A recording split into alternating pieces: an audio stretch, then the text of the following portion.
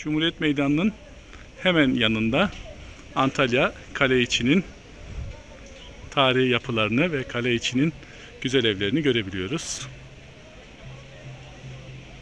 Bu evlerin büyük kısmı restore edildi ve motel, otel, restoran olarak kullanılıyorlar. Görmüş olduğunuz yine Antalya'nın tanıtımında en çok gördüğümüz Yivli Minare. Hemen yanında Yivli Minare camisi var bitişiğinde. Bunun yanında Bedesten var, medrese var ve arkasına gördüğünüz Yivli Minare'nin hemen önünde görmüş olduğunuz zeytin ağacı Çivizade zeytini. Yaklaşık 800 yıllık bir zeytin ağacı yaşıyor ve zeytin vermeye devam ediyor.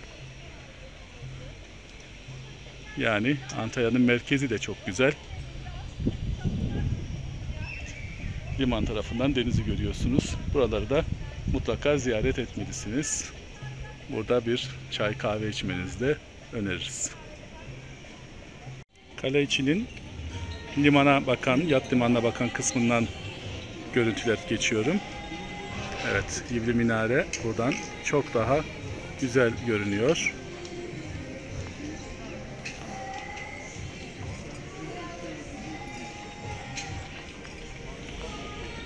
Evet, seyrine doyum olmaz bir güzellik. Her mevsim Antalya bir başka güzel.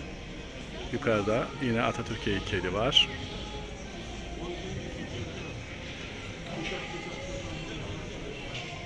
Evet. Antalya kale içi Bergama Kralı 2. Aptalos tarafından İsa'dan önce 159 ile 138 yılları arasında kurulmuştur.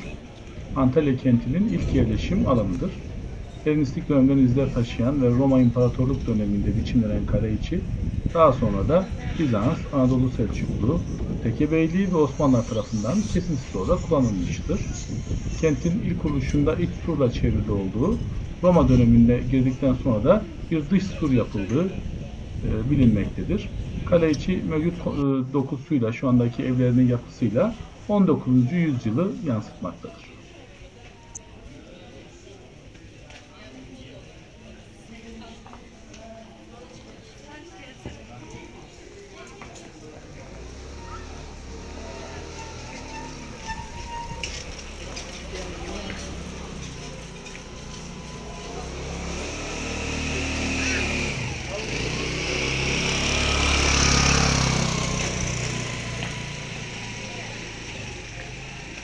Evet.